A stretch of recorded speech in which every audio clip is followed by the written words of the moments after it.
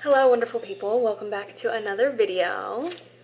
So today's video I am going to give you some tips for passing instruments and also bonding braces because someone wanted me to make this video, so I am going to help y'all out. I have notes here, so if I'm looking down, sorry for that. I want to make this video like as least edited as I can, so I'm going to try to not mess up my words because I always do.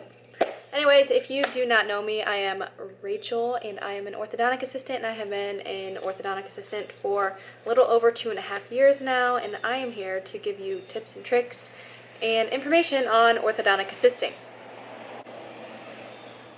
To start off with instrument tips. First and foremost, you need to know where the instruments go on the table.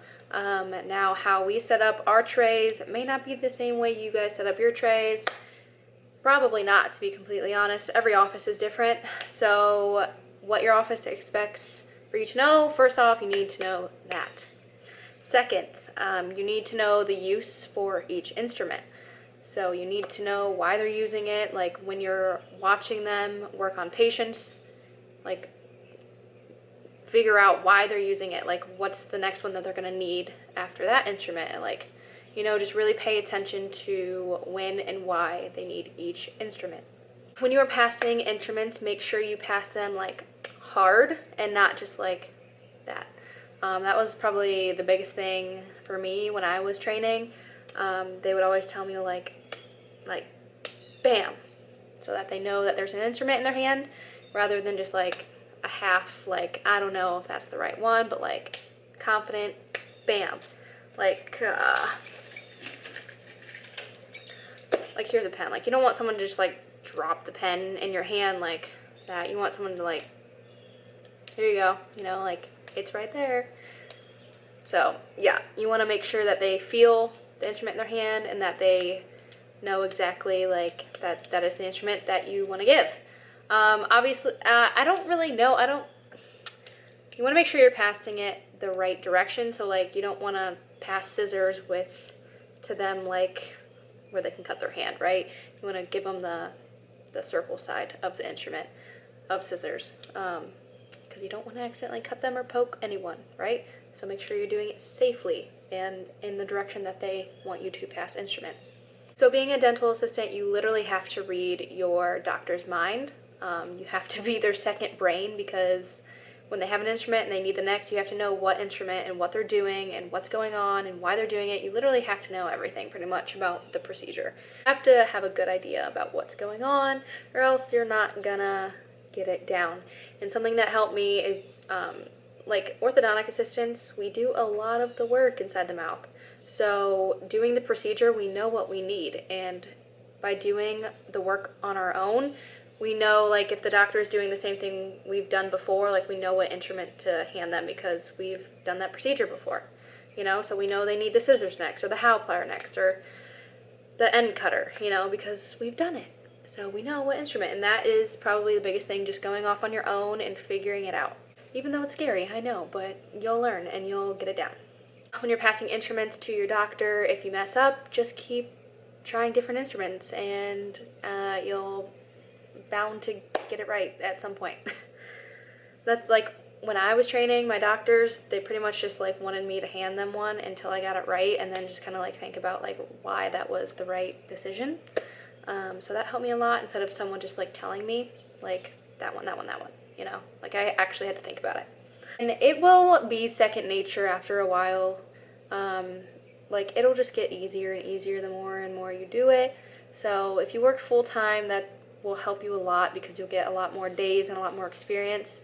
So just keep doing it, and just keep doing it, don't give up, and just keep messing up, but learn from your mistakes. So for bonding braces, so putting on braces. Every office is different with how we do everything. So the way we bond is probably different than the way your office bonds. But for my office, assistants do not put brackets on teeth.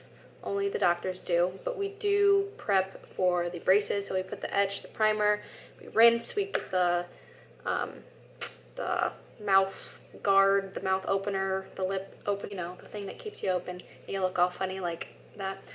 We put that in, and we do a suction, we do all that, and we, like I said, we do the etch and primer, and then once everything is prepped and ready for the doctor to put the brackets on, we call the doctor over and they set the brackets, and then we use the blue light to set it up. So we do a good majority of the bonding, but we do not put the brackets on the tooth specifically. That's a doctor thing. So at least for our office, I do know some offices where assistants do put brackets on. Now, if a bracket comes off, like one bracket or like maybe two, some of our doctors will let us put a bracket on, like if it's just one. They trust us enough. But other than that, we don't put a full set of brackets on. Unless we're super, super busy, like, and we just need, like the doctor needs a hand, then someone that's more experienced, not so much myself, but like someone that's been there a long time will. But that's very rare, honestly, but I've seen it happen. So when you are bonding brackets on your patient, you want to make sure you are explaining everything that is going on.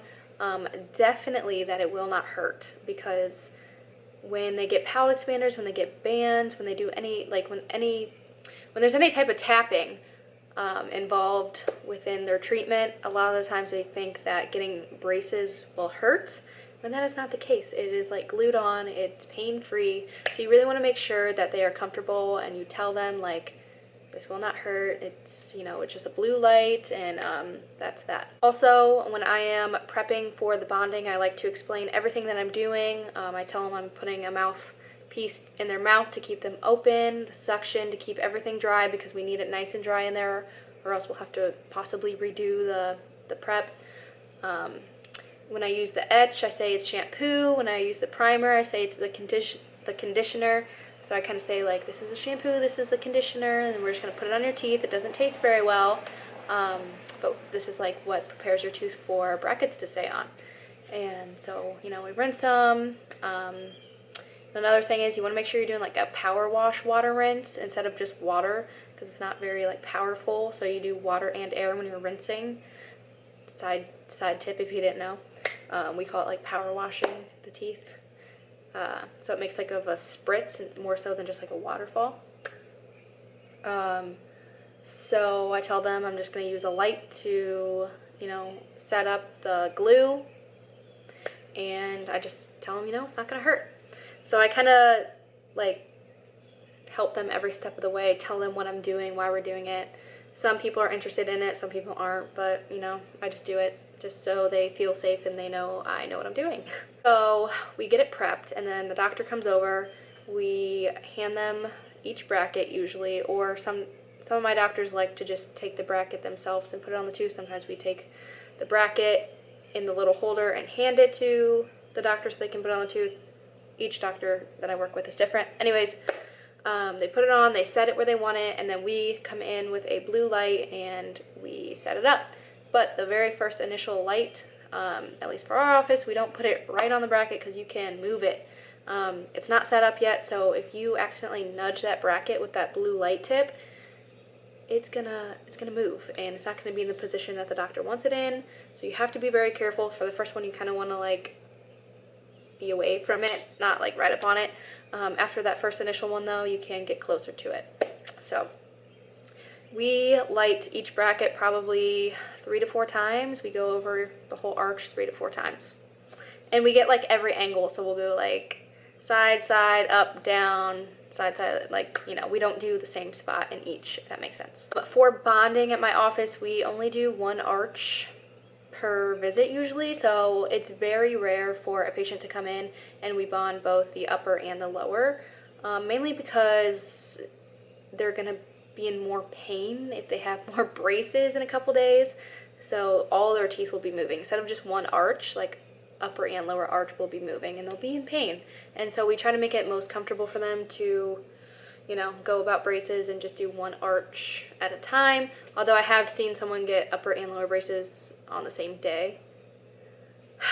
Personally, myself, I got upper braces first and then I got lower. And it just depends if you have an overbite. If you have an overbite, you're probably going to get upper braces first, and just like, it just depends on the treatment. So there's no like we put upper braces on first and then lower, or it has to be lower and then upper. It just depends on your treatment, really.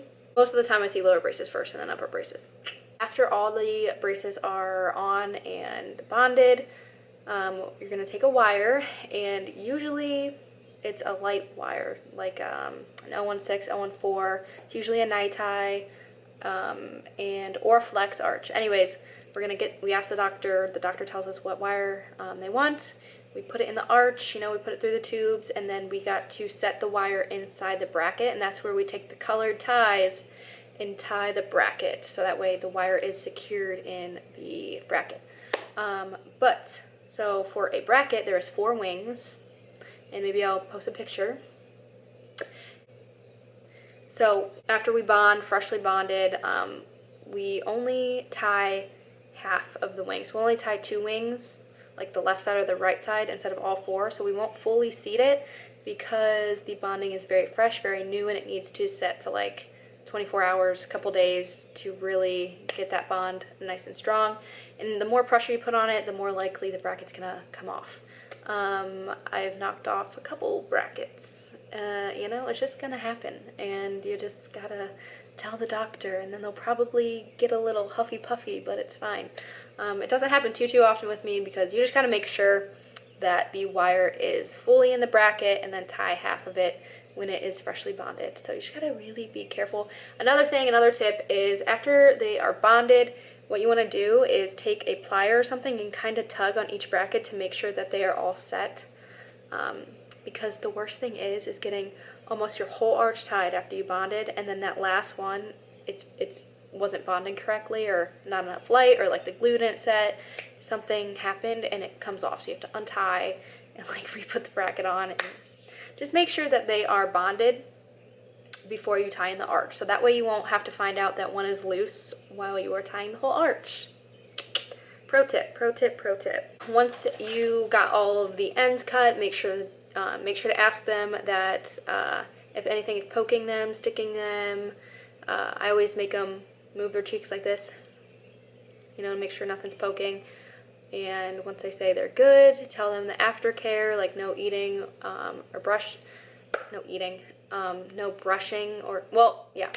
eating or brushing for about an hour, soft food for the next at least 24 hours, nothing hard, sticky, chewy, sugar-free gum, brush, and always make sure to tell them how to brush. Even if you want to show them, take a toothbrush and do circles around each bracket and make sure that they are getting around the gum line, because a lot of kids with brackets do not like to brush around the gum line.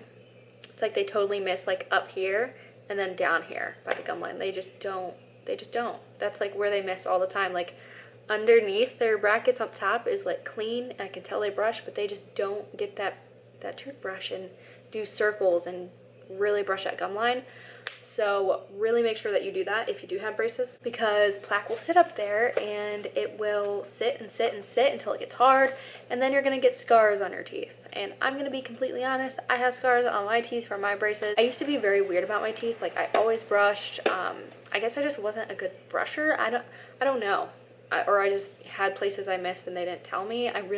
Maybe they did. I honestly don't remember. But I do have some scarring on my teeth from braces that never went away. And that's not fun, but it's fine. It's fine.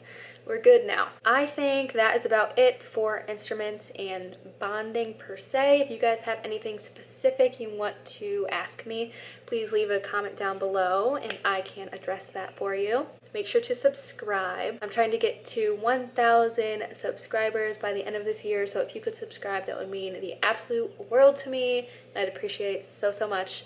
I'm almost there to 1,000 and I am just like mind blown. So thank you to all of my subscribers. I appreciate it. And tell me what you want to see next. Give me a like for helping y'all out, even though I love doing these videos, but give me a like. It helps me out a lot. I'm sorry about this not so aesthetic background. It will be changing soon. So yes, please let me know what you guys want to see next, and I will see you guys in the next video. Bye.